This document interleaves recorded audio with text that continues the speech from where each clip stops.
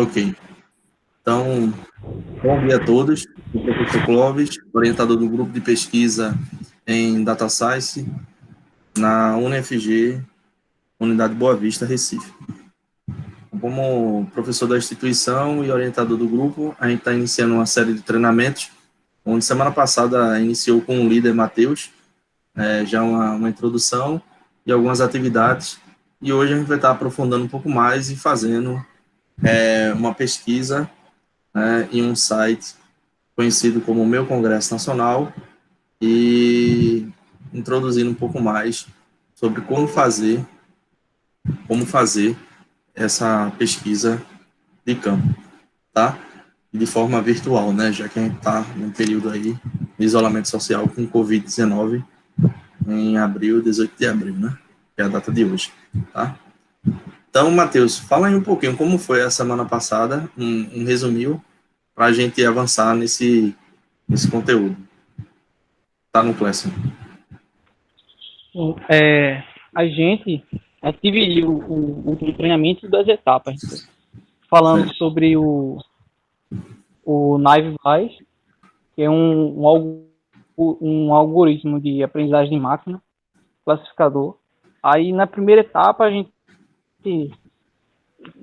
deu a parte teórica, a parte matemática, a gente explorou mais o modelo matemático por trás do NaiveWise. E na segunda etapa, a gente aplicou usando algumas bibliotecas do Python para trabalhar com aprendizagem de máquina. A gente usou o sklearn, a gente implantou alguns gráficos, exemplificou como trabalhar assim, construir um classificador com Python. Aí nós demos a gente lançou um desafio, né, para durante essa semana a gente desenvolver, aplicar esse modelo em algo. Aí ficou proposto de pesquisar bases de dados para poder aplicar esse modelo. Não só esse, mas um outro modelo também que cada um achasse interessante. Foi basicamente isso que a gente fez no último treinamento.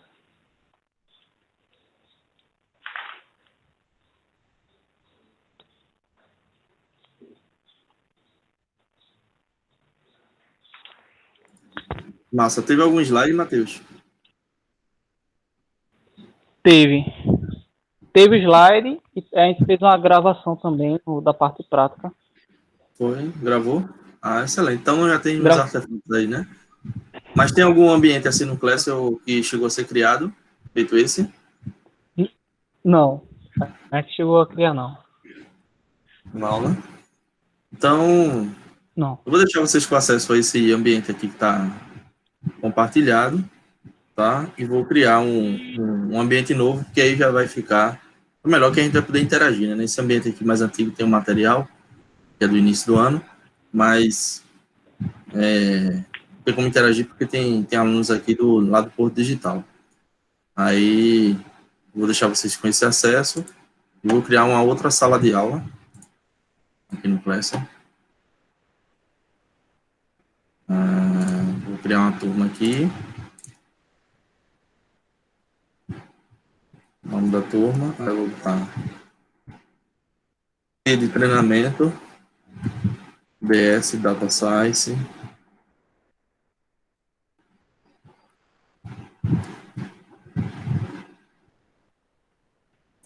FG, BV.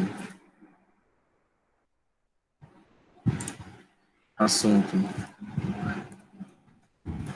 treinamento interno.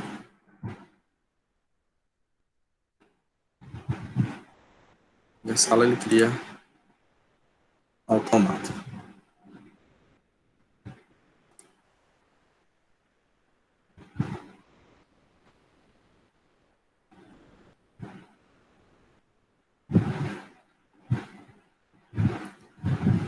Pronto.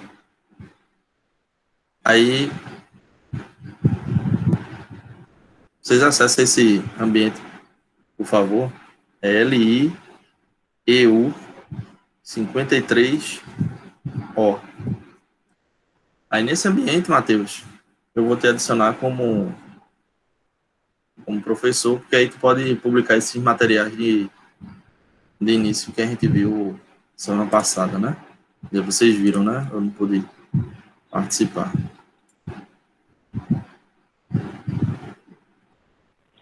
Tá certo. Diz aí teu e-mail, por favor. Matheus, assim. Pronto, já entrando nessa turma aí também.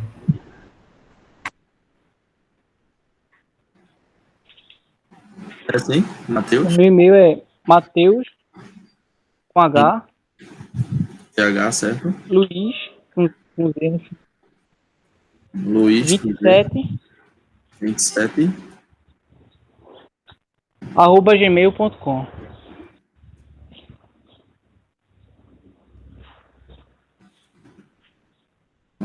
Achou.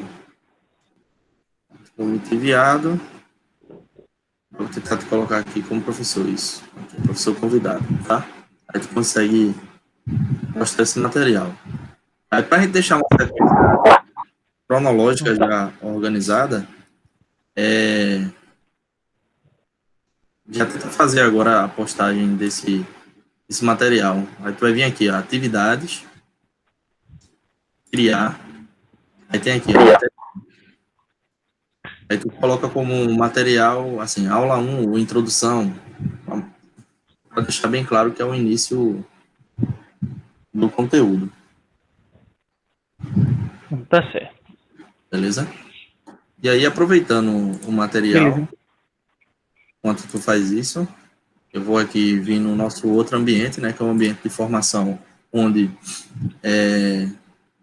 boa parte aí do grupo, né, de pesquisa ajudou a organizar, né? A gente vai trabalhar com esse material aqui. Deixa eu ver aqui as atividades.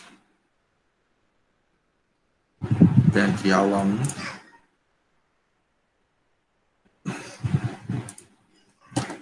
Vou pegar esse slide.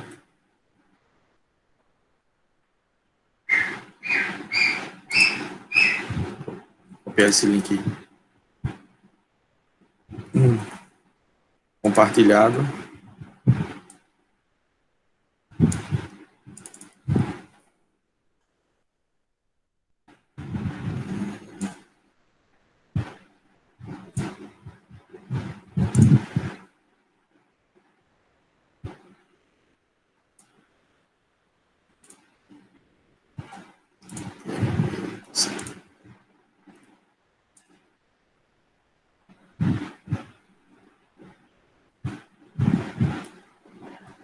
Pronto.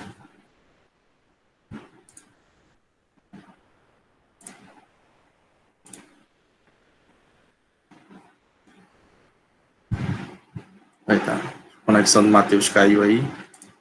Enquanto ele vai fazendo isso, deixa eu ver aqui.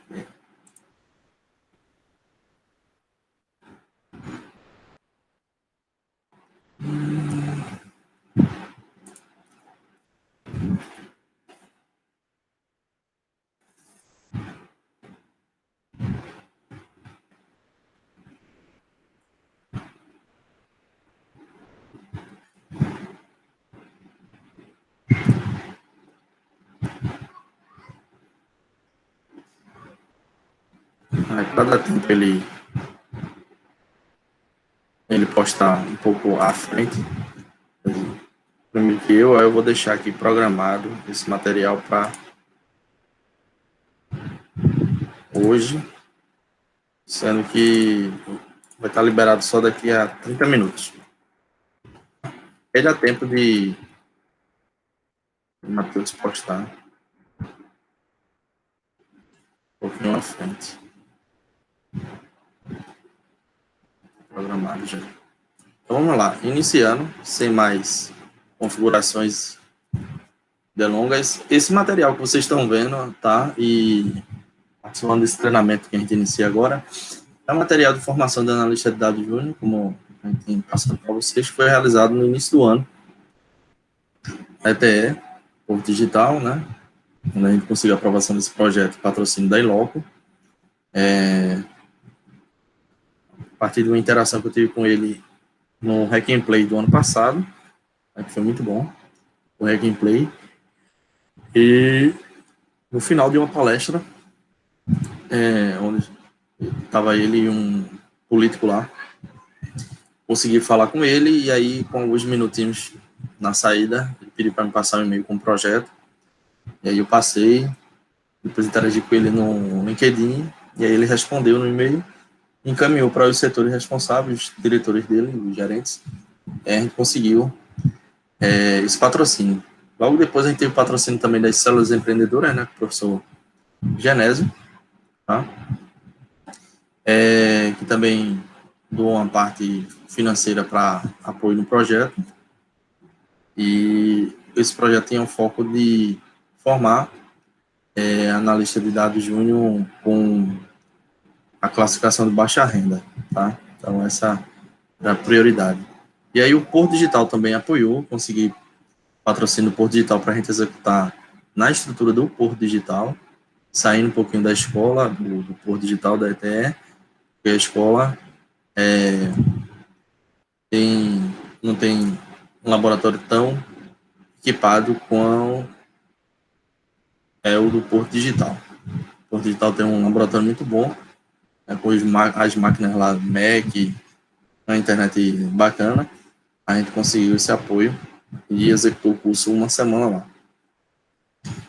E sobre a organização, né, foi a rede Inova Paciente e o grupo de pesquisa, e a gente conseguiu manter aí a organização do grupo, tá? Matheus voltou? Tá por aí? Não, né? Pronto, a conexão dele caiu, não voltou ainda. Depois é só falar. Vamos lá. Nessa introdução, o objetivo é fornecer técnicas que possibilitam ao profissional conhecer sobre ferramentas de BI e como os dados irão impactar os estilos de liderança e funções gerenciais básicas para gerir equipes com maior eficácia. Tá? Então, o que faço, né? Aí você já me conhece, né? Agente de Inovação e Transformação, faço parte da Sociedade Brasileira de Computação, participei apresentando, que foi essa foto, um artigo científico que foi publicado no ano passado no Congresso Brasileiro de Software, em Salvador. Trabalho na ETE Porto Digital como funcionário público, último concurso, doutorando em Ciência da Computação no Centro de Informática na UFPE, né, fazendo parte do grupo GP2, grupo de pesquisa como orientador, né, o grupo, a gente está tendo esse treinamento agora, Ciência de Dados, da UNFG. Importante lembrar que a gente é o único grupo do Brasil ainda, pelo menos que eu conheço, da Rede Laureate nessa área de Ciência de Dados, tá? UNFG como professor e orientando esse grupo de pesquisa. Então, vamos lá, alfabetização dos dados. O que significa para vocês isso? Tem esse site aqui, eu vou pedir para vocês entrar, MenTI, eu vou passar um novo código aí para poder vocês interagir comigo, tá? Acesse esse site, menti.com, eu vou passar um novo código, que esse aqui está desatualizado, para vocês acessarem.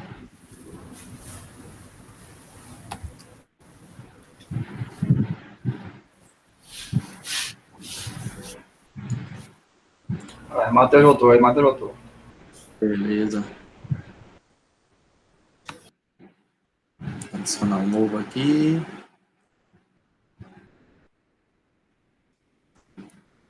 E aí vocês vão me responder, tá?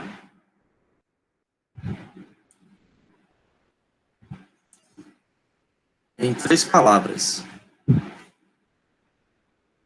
menti.com, esse código 96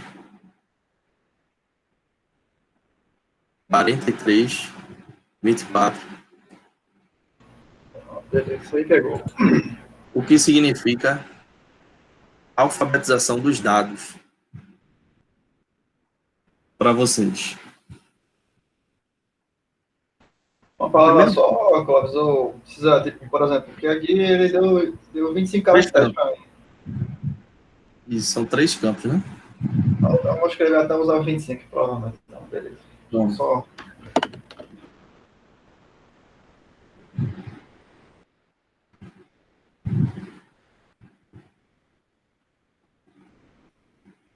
hum.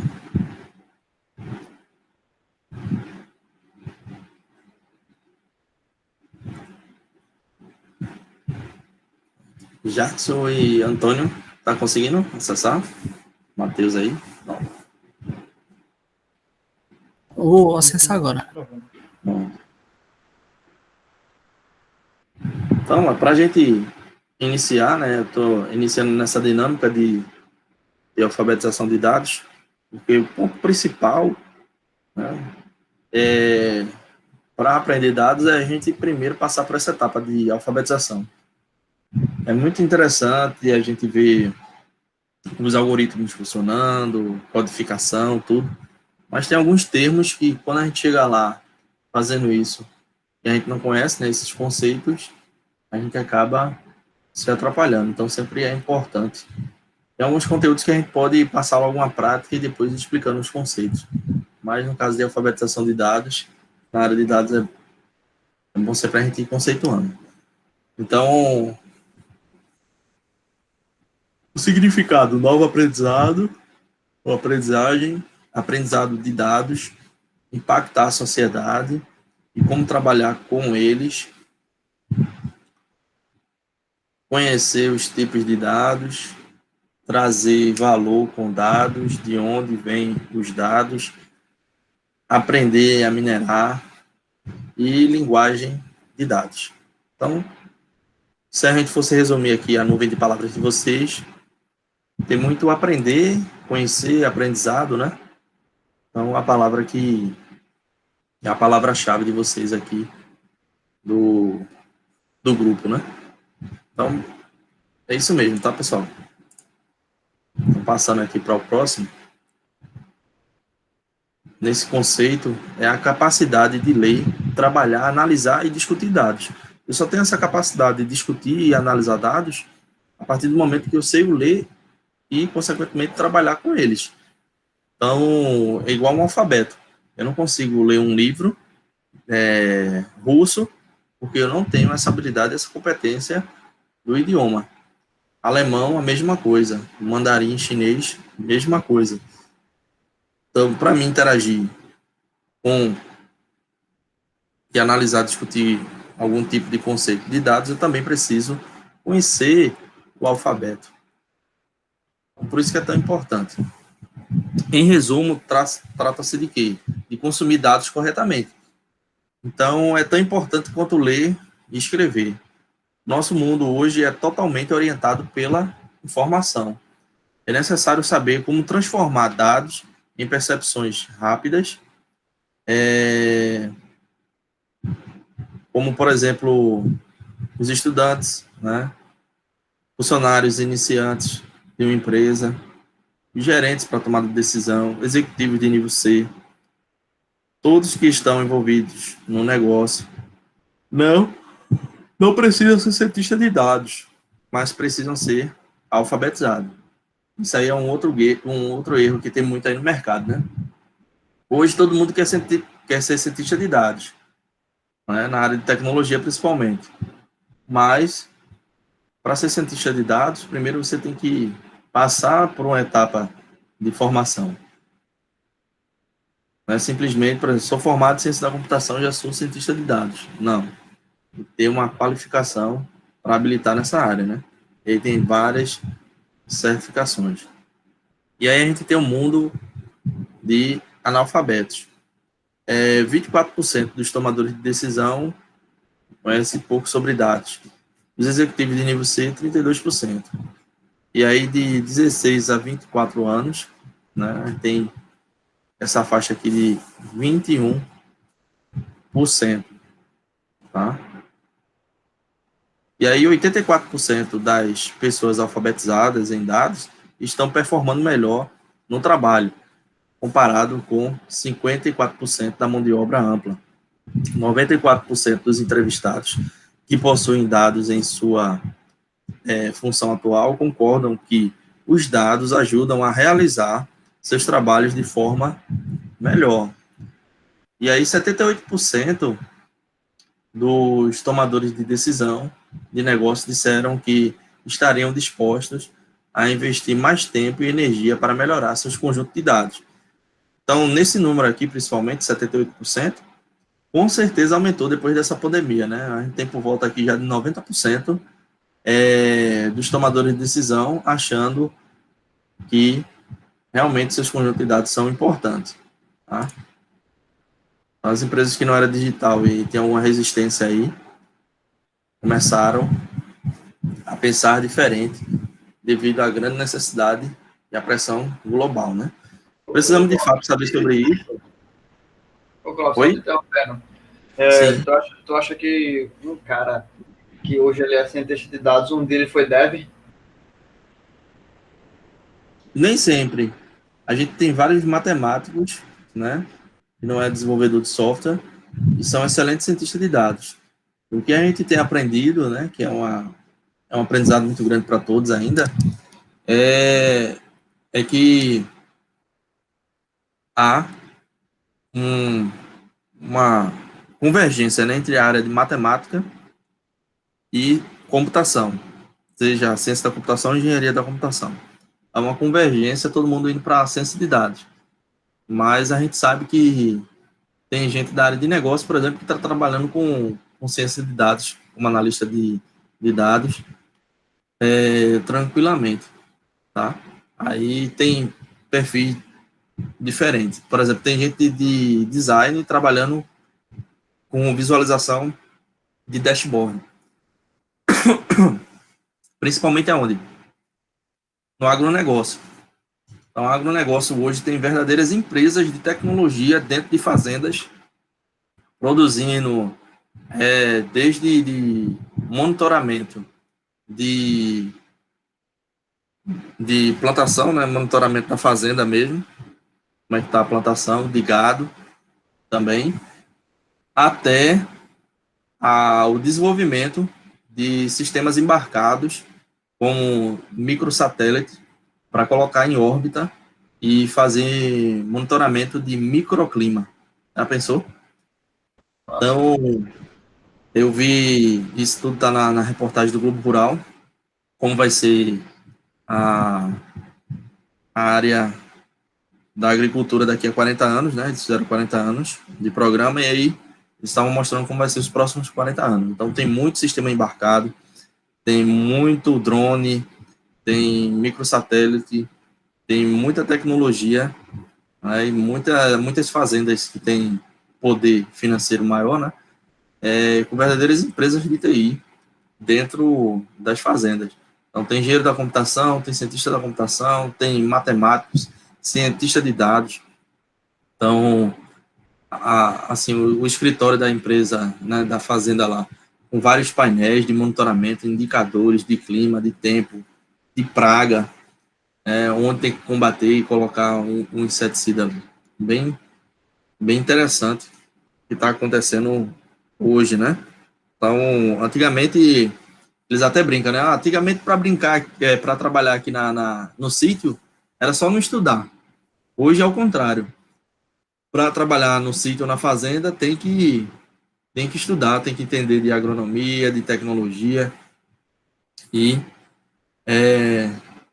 realmente está passando por essa transformação muito forte. Tá? E aí a gente tem um pouquinho da história, né, que é o início da década de 90, né, onde tem essa máquina aí que muitos usaram, eu não cheguei a usar. Minha prima utilizava muito essa máquina de datilógrafo. Não sei se vocês já viram alguma, pessoalmente. Meu amigo, eu vi uma, mas não era desse jeito, não. E ela tem uma caixa bonitinha, né? Minha prima fazia muitos trabalhos na Federal, né, de letras, tinha muita redação, e ela usava muito o Aeroex aí para tirava a folha, passava o Rex, esperava enxugar para poder voltar a escrever, né? Era um trabalho realmente bem complicado. Aí, com a propagação dos computadores, a digitação virou um sucesso entre os funcionários, né? Eu lembro que eu fiz um programa de digitação, e aí o programinha tinha uma parte gamificada que dava bônus, dava prêmio, e aí ficava uma verdadeira competição, todo mundo treinando, né? A digitar. Era bem interessante. Foi no final dessa década de 90 que eu fiz esse curso. Foi muito bom, muito útil, né? Aí depois a gente teve a tomada aí da Microsoft, como sempre, saindo um passo à frente de outros concorrentes. E aí eles lançaram, né, o pacote Office, onde tinha os seus objetivos bem definidos, né? Word, Excel, PowerPoint, os computadores já consolidados em várias nações. E aí já fazia parte do escritório de muitas empresas. E quem tinha a habilidade do Word, Excel, PowerPoint, né, era considerado já uma pessoa muito inteligente na área de computação. E aí, nos dias atuais, a gente tem esse cenário que são os dashboard. O Word, Excel e PowerPoint é uma coisa meio que já ultrapassada. O que todo mundo quer agora são dashboard de visualização e esses arquivos mais de ferramentas de escritório ficou mais secundário, né? Que todo mundo quer agora são sistemas, principalmente sistemas de acompanhamento em tempo real, né? Como, por exemplo, né, que vocês conhecem, né, o sistema de acompanhamento do coronavírus, que eu acredito que já apresentei para vocês, né? Mostra aqui, ó, mais de 2 milhões já e 200 mil casos no mundo, e tem esse mapa de calor aqui, com um gráfico mostrando como é que está a curva global, né? Então, é isso que os tomadores de decisões têm agora, nada de planilha e slides enormes para explicar alguma coisa, sempre está todo mundo com pressa. Então, essa explicação que vocês estão tendo sobre a alfabetização dos dados, a gente não teve isso na escola, tá? E nem a produção em massa de dados. Não tinha nem redes sociais, né, na época de escola. Redes sociais ainda estava no campo da ideia, pelo menos na minha época, né? E aí a gente passou a ter a chegada das redes sociais, né, a democratização dos dados, e agora a gente está com um crescimento exponencial do volume de dados, justamente por causa da força dessas redes sociais e a transformação digital que ficou tão necessária para as empresas, né? E aí a gente tem as habilidades e a alfabetização dos dados que se tornou necessário. Então, o que é um CSV? Então, a gente não sabe que o CSV é um arquivo que vai carregar no Excel para você ter visualização para fazer o pré-processamento de dados.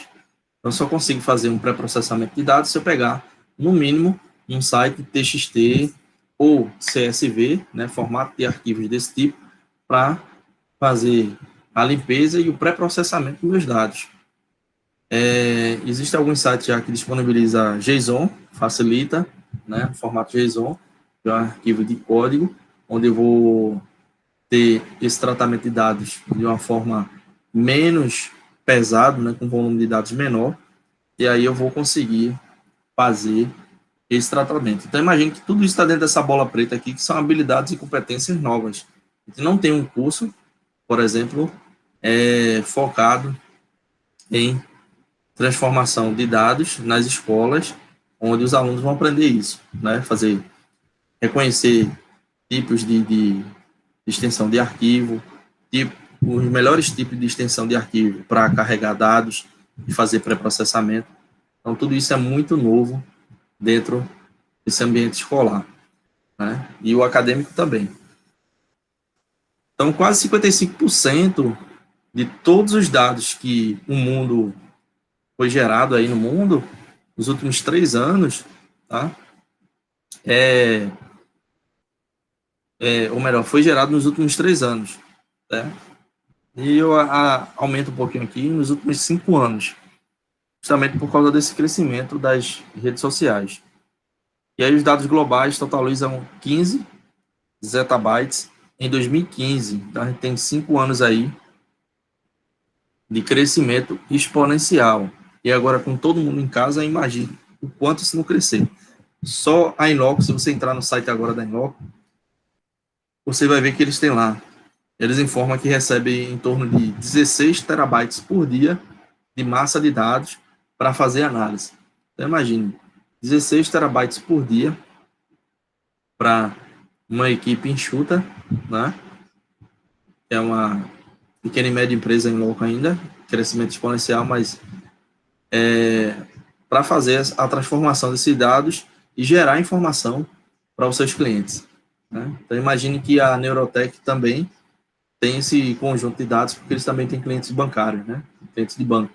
Então, um conjunto de dados muito grande para ser analisado, tá? E aí tem as inovações tecnológicas que vêm crescendo exponencialmente, né? Como IoT, internet das coisas dentro, por exemplo, das fazendas, que eu falei anteriormente, inteligência artificial impregnada em chatbot, como foi a live de ontem, né? Tá lá no canal.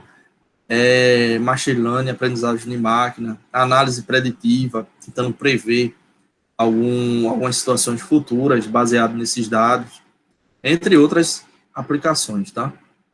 Então, apesar de 92% das empresas acreditam fortemente que é importante que seus funcionários sejam alfabetizados em dados, só 17% relatam que seus negócios incentivam significativamente os funcionários a se tornarem mais confiantes em dados. Então, hoje, raramente uma empresa vai pagar um custo de R$3.500, R$3.800 ou até R$4.000 para você tirar uma certificação completa em cientista de dados na plataforma Data Science Academy, por exemplo. Que é em torno disso, de R$2.500 a R$3.500, chegou até R$3.800. E aí são 9 cursos, passo a passo, à distância, vários vídeos como esse, vídeo aula, mostrando o conceito e tendo práticas também com massa de dados. Então, infelizmente, são poucas empresas que investem. Claro que todas as empresas querem funcionário com essas habilidades, mas investir não é uma mão de via dupla aí, né? Então, os insights, né? O que é que a gente tem de retorno quando a gente tem essas empresas aí nesse formato 4.0, né? Totalmente alfabetizada. Tem insights mais rápido, melhores decisões, porque vai estar apoiado em fatos e não em intuição, né? Mantém-se competitivo e o envolvimento dos funcionários, que os funcionários vão conseguir dar um resultado melhor, vai conseguir apoiar aos seus líderes com fatos e artefatos aí baseados em dados, e com certeza aqui vai surgir a possibilidade de prêmios, de melhor remuneração e crescimento da empresa, né? Então, não depende de um cientista de dados, é um conjunto. Todos têm o poder de obter insights por conta própria, saber perguntar e saber responder. Uma equipe treinada para trazer as respostas certas com seus dados e a vontade para levar a um nível mais alto da empresa, né? Então, do nível C para o nível B, nível A, melhorar a competitividade dessa empresa. Entender rapidamente seus dados para se adaptar ao que está por vir e toda a equipe capacitada no processo de tomar decisão, incentivando a colaboração. E tem várias ferramentas como o Trello que ajudam nesse processo de colaboração. Então, primeiramente, qual a diferença entre conhecimento, informação e dados? E aí eu vou deixar vocês participar, para não ficar só eu falando, né? E aí, qual a diferença? Conhecimento, informação e dados. Acho que assim, conhecimento é que você adquire ao decorrer de que você, por exemplo, se você escutar um tema acerca do que alguém falou, você na verdade não adquire o conhecimento. Quem adquire o conhecimento é a pessoa que estudou sobre determinado tema. Então, conhecimento, eu acho que você precisa estudar sobre determinado tema para poder adquirir. normalmente se busca o quê? Uma informação, assim, em cima disso. Então, a partir da informação você adquire conhecimento. Mas, de maneira abrangente, acho que dados é uma coisa muito abrangente, que nem sempre dados servem para alguma coisa. Mas dados minerados, né, automaticamente se tornam informação. E você, buscando informação, você adquire conhecimento. Acho que está tudo interligado. Não existe tanta diferença assim, mas se for pegar o seco das palavras, informação, acho que é uma coisa que pode ser verdadeira ou falsa, dependendo de onde você puxou a sua fonte. Dado é uma coisa muito abrangente, acho que conhecimento, acho que eu resumiria conhecimento dessa forma. Eu acho que é o seguinte, conhecimento é você saber que existe alguma coisa. Eu sei que existe, sei lá, deixa eu dar algum exemplo aqui, a Covid. A gente sabe que existe a Covid-19. Isso para mim isso é conhecimento. Informação é quando a gente pesquisa aquilo ali e vai se aprofundando. Aí você tem informação sobre a Covid-19, como ela se transmite, como se prevenir. Aí você vai ter informações sobre. E dados é quando você pega, sei lá, evidências, alguma coisa do tipo. Acho que os três se diferem dessa forma, pelo menos para mim. Beleza. E aí, mais alguém? Eu já vi de uma Antônio? forma assim. Eu já vi de uma forma mais assim.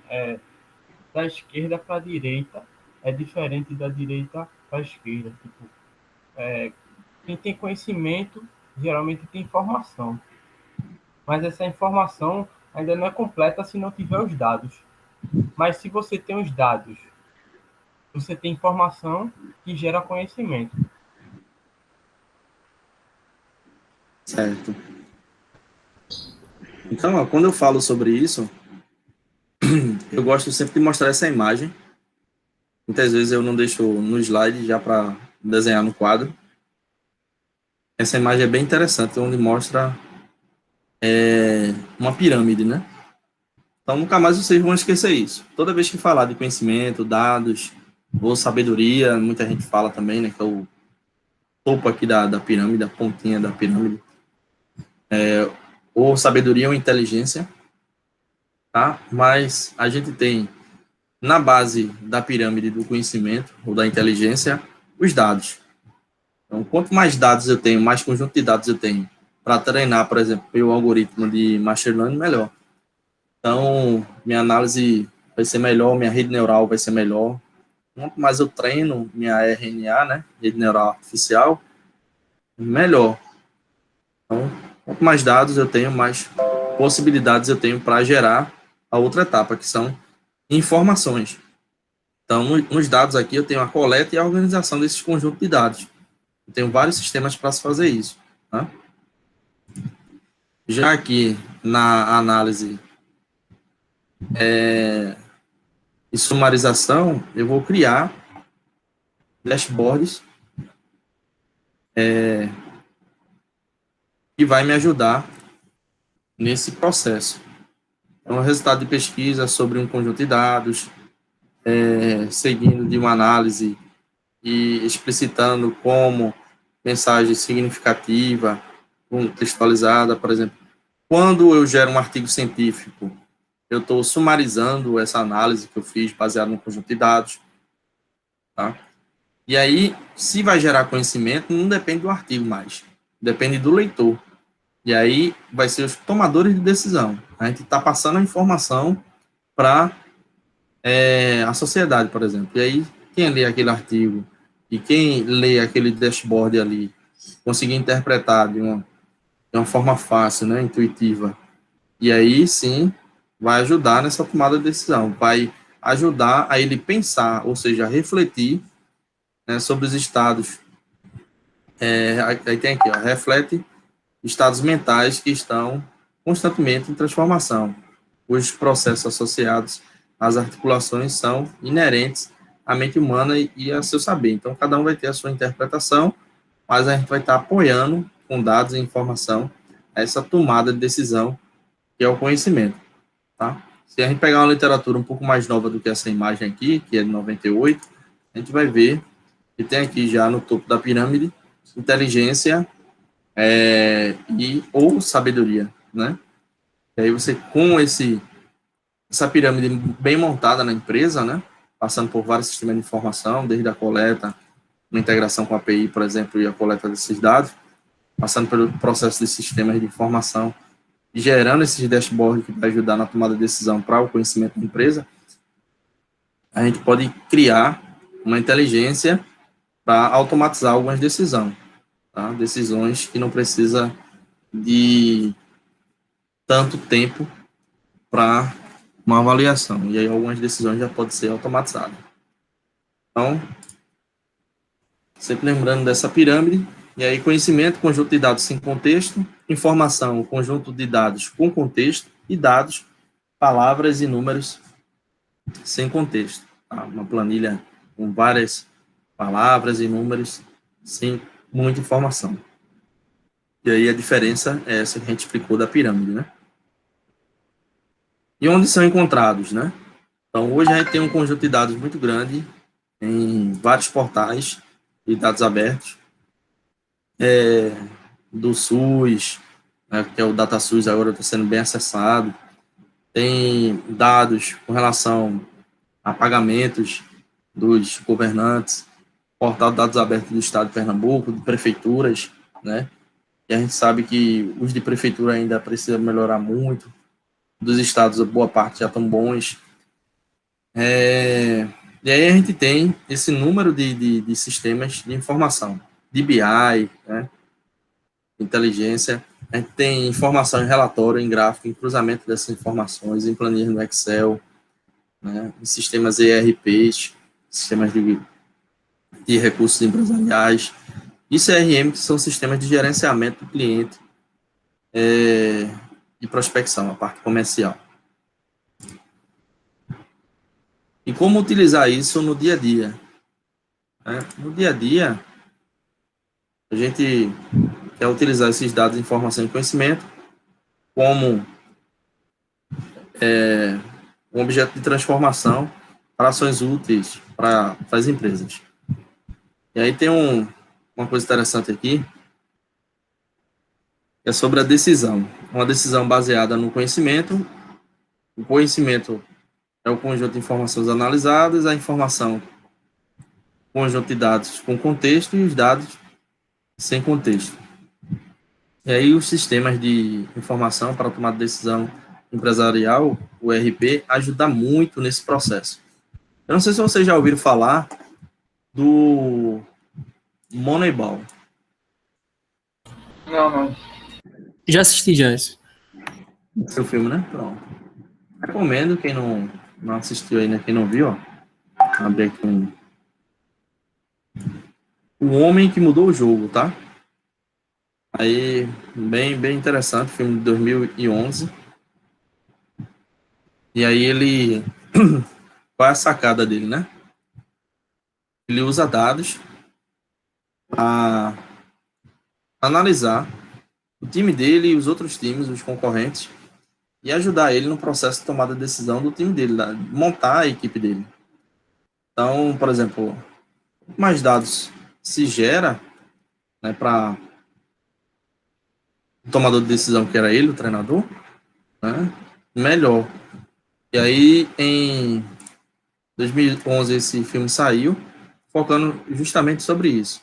Como um time pequeno, como era o dele, a história é essa, conseguiu ganhar de grandes equipes com um orçamento milionário, onde ele não tinha um orçamento tão grande como os outros times.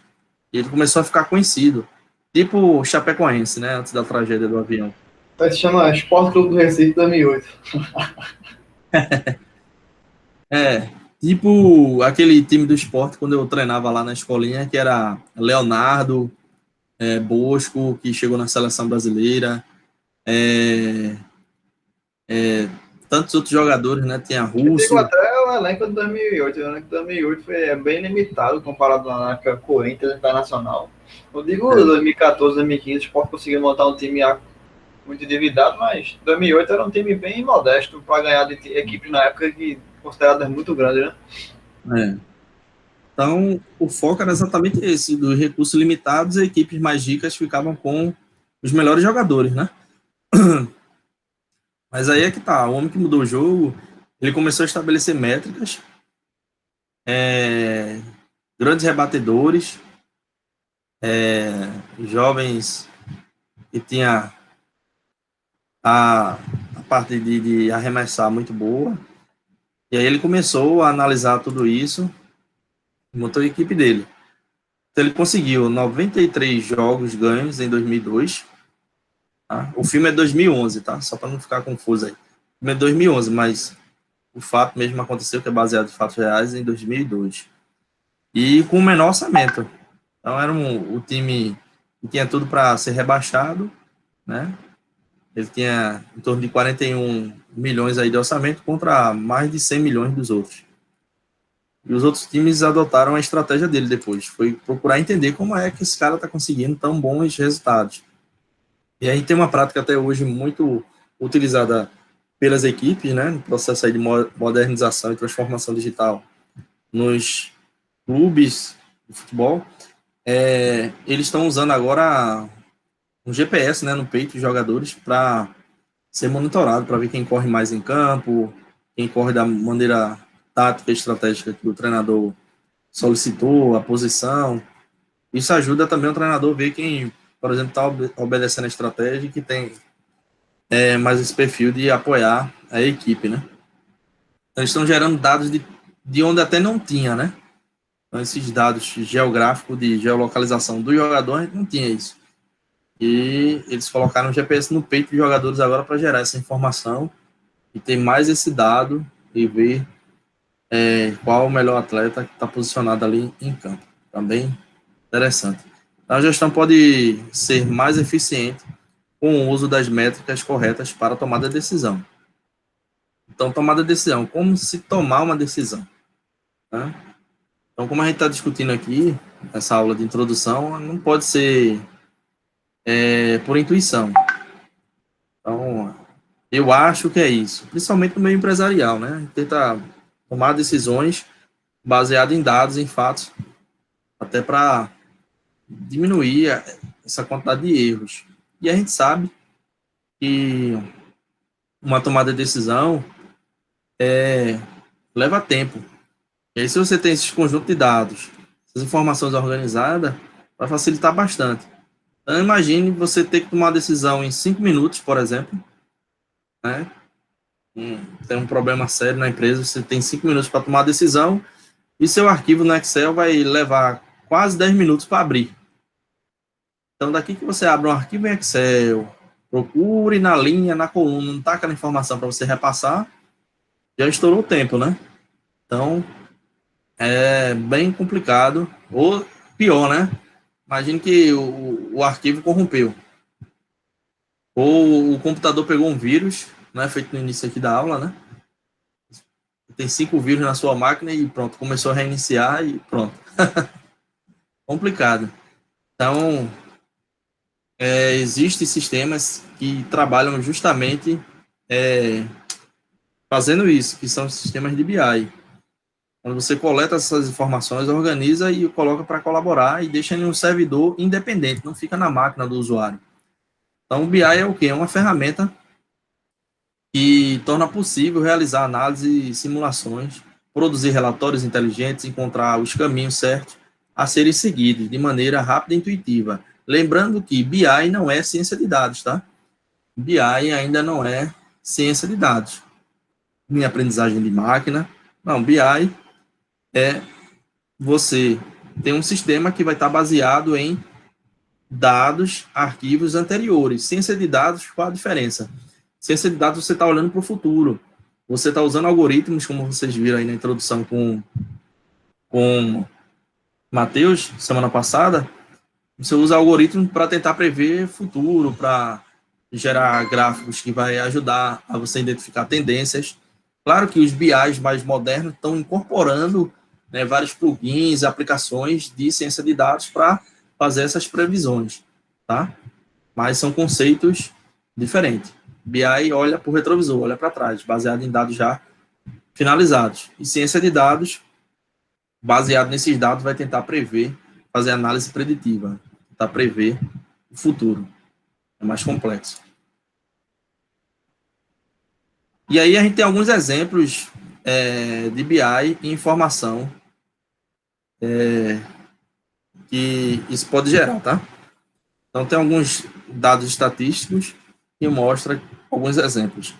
Na compra de salgadinho de milho em supermercado, compra-se também Coca-Cola em 65% das vezes, tá? Tem um plano de fundo aí musical, tá? Minha filhinha aqui.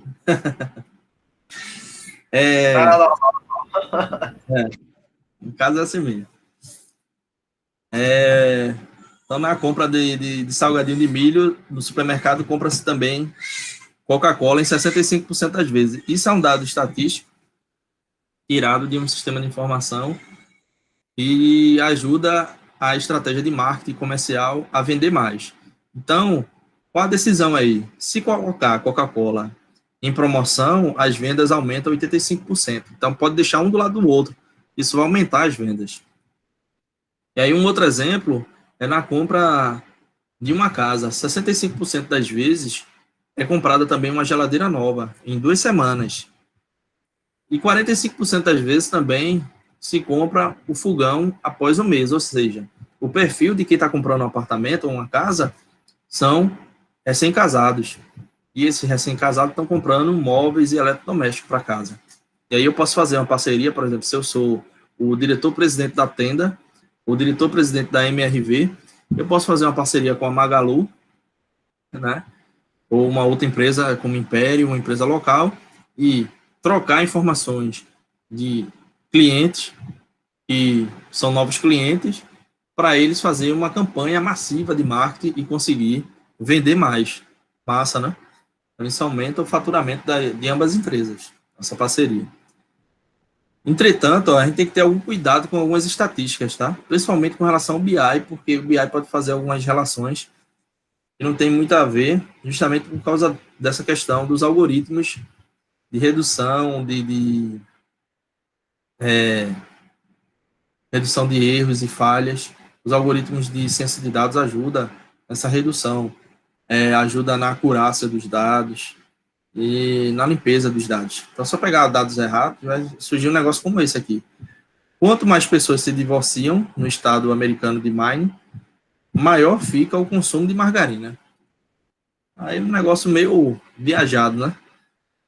E aí, quanto mais Nicolas Cage lança filmes, menos pessoas morrem em acidente de helicóptero. Então, um negócio que... Qual o objetivo disso, né? Faz sentido um negócio desse? Não faz. Então, tem coisas que podem aparecer, principalmente com sujeira dos dados, que não vai fazer sentido. Por isso que é importante ainda o cientista de dados, né? Ele tem que montar, arquitetar tudo isso, o engenheiro de dados também, e ajudar nessa transformação desses dados de uma forma correta, para não gerar dúvidas. E aí, análise preditiva. Tem recursos importantes em BI, modelar eventos futuros, né? Já com ajuda aqui. Esse modelar já é suportado com modelos matemáticos de ciência de dados. Exemplo de análise preditiva, a gente tem companhia de seguros, companhia de assistência médica, cartão de crédito, para saber se tem crédito ou não, se é fraude ou não. Tá? Como funciona toda essa parafernália? Então, hoje a gente tem uma parafernália digital muito grande, né? São muitas aplicações, aplicativos, plataformas e etc. Fora redes sociais, né? Próprio YouTube, LinkedIn, Facebook, né? E a gente tem a Amazon aí, né? Liderando a parte de dados. Tem as próprias planilhas no Excel que ainda são muito utilizadas nas empresas, né? E os drives da vida, Google Drive, Dropbox. Tudo isso a gente pode simplificar essa parafernália toda, colocando em um sistema de BI, fazendo uma integração, tá? Como, por exemplo, o Power BI, que está lá no curso datascienceacademy.com.br, onde vocês podem acessar gratuitamente e fazer esse curso com direito a certificado. Tá? Muito bom curso, com um professor que é cientista de dados, está na Califórnia, recomendo fazer esse curso. Tá? Pode deixar, tem algum link, alguma referência aí que eu já catar aqui? Tem, é nesse datascienceacademy.com.br, esse site, Tá? Aí aqui vocês podem ver cursos gratuitos. Tá? Tava até vendo aquela. Eu normalmente acesso aquele Coursera, às vezes tem muito curso bom lá também. Tem. Coursera é arretada. Ele tá aqui, ó. Tá vendo? Oxe, Microsoft beleza. Power BI para ciência de dados. Gratuito, ó. Tem outros também, inteligência artificial, fundamentos. BI fundamentos 2.0. Tem tanta coisa pra fazer nessa quarentena que o cara fica doido. Introdução à Olha, ciência de dados. A versão já é 2.0. Quando eu fiz essa introdução à ciência de dados era 1.0 ainda. E aqui tem Python, fundamentos para análise de dados. Inscreva-se. Então, recomendo fortemente aqui esse site, que é bem legal. E você vai estudar com um professor que é cientista de dados na Califórnia, né? O cara tem muito mais projetos, bagagem, do que eu próprio. A quantidade de volume de projetos que ele está trabalhando é bem maior, né, do que a gente aqui está produzindo. Tá? E aí, tudo isso para quê? Para gerar o dashboard, né? BI, Power BI aqui como exemplo. Tem outras ferramentas também, tá? O Power BI ele é gratuito, a licença dele. Tem a versão paga também, da Microsoft. Mas como estudante, vocês conseguem, com o e-mail institucional de vocês, se cadastrar aqui tranquilamente. E aí, esses dashboards aqui é que vai ajudar os tomadores de decisão a tomar a decisão mais precisa. E aí tem alguns depoimentos de quem já aplicou o BI, né, utiliza o BI há poucos dias e percebo nitidamente uma grande melhora em administrar o volume de informações que dispõe. O programa tem um bom custo-benefício, é facílimo de usar, sintetiza e cruza dados em recursos realmente poderosos, torna transparente e claras as análises, e sem o BI eu jamais faria com tanta rapidez, eficiência e confiabilidade. Esse cara aqui da empresa de seguros, é o Evandro. Tem outros depoimentos aqui da empresa de transporte, ó, José Mauro Pavan. Com essa solução, adquirimos surpreendentemente agilidade na administração de grande volume de informações que manipulamos. Agora, em algumas telas, temos a visão de todo o nosso negócio, abrangendo parceiros, agentes, clientes, origem, destino, rentabilidade, velocidade da operação e ocorrências. Enxergamos onde e como aprimorar a performance da empresa. Então, esse é o objetivo, se acompanhar em tempo real para sugerir possíveis melhorias, né? Então, essa é a introdução. Tiver alguma dúvida aí, pessoal? Tranquilo? Então, a gente vai avançar agora. Tem essa atividade aí para vocês, essa tarefinha. Eu vou deixar cadastrada no ambiente da gente aqui no Classroom, que é para vocês pesquisarem nesse site aqui, Meu Congresso Nacional. Esse QR Code leva direto para lá, que é o meucongressonacional.com.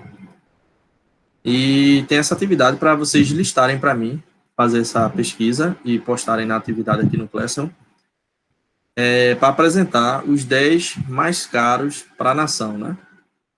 Os 10 deputados federais e os 10 senadores brasileiros mais caros para a nação. Não se admirem se vocês verem lá, a maioria deles federais, para não ter confusão, federais. Não se admire se a maioria deles gastarem mais de R$1.000 por dia, tá? Essa é a média mesmo. Mas aí vocês vão listar. Pode fazer usando o slide. Coloca a foto, nome, partido e a média é R$1.000. A média. Vocês vão ver aqui, ó. Deixa eu acessar aqui para apresentar vocês. É nesse site. meucongressonacional.com. O site já é uma mão na roda, né? Ele já faz a transformação de dados aqui, baseado nos dados abertos. É de Kellyton, professor pesquisador lá na Universidade Federal Rural, onde tem uns alunos lá de iniciação científica, no grupo de pesquisa deles, onde já faz esse trabalho. E aí ele já dá aqui os 5 primeiros maiores gastos da Câmara de Deputados. Então tem aqui já os 5 primeiros. O que vocês vão fazer é ampliar essa pesquisa dentro desse próprio site, tá? E aqui tem os dos senadores, ó. Já tem os 5 primeiros aqui. E aí vocês vão ranquear, ó, Quem são os outros 5? Tá? E aqui tem o apoio à Universidade Federal Rural de Pernambuco, Centro de Informática, minha querida casa lá. E aqui o INES, que é o Instituto Nacional de Engenharia de Software.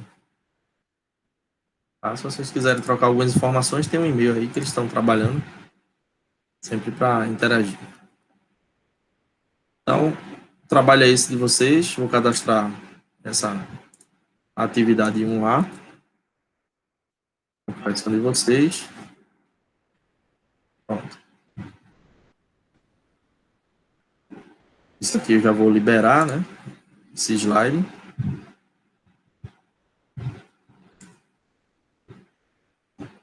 Já está postado. Matheus já postou aí, não foi, Matheus? O material, introdução, machine learning.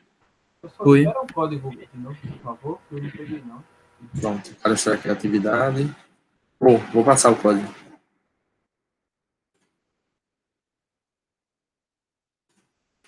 Aqui, instrução.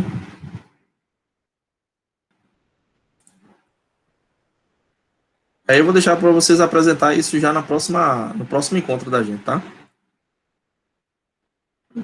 Que vai ser dia 26. É isso? Deixa eu ver se eu tô errado. Não. Dia 25. 25, sábado. Sábado, mesmo horário. Eu vou colocar 11h30, porque 11 horas nunca estou conseguindo. Dessa vez eu consegui 11h30, vou deixar 11h30, tá, pessoal? Eu queria perguntar ao senhor sobre a possibilidade de fazer tipo umas 2 horas, que Jonathan disse que para ele ficava melhor, Ah, então é melhor. Para mim é até melhor. Pronto, porque passa. de manhã ele trabalha também, aí às vezes ele não pode ir. Vamos Pronto, botar aqui passa. 14 horas.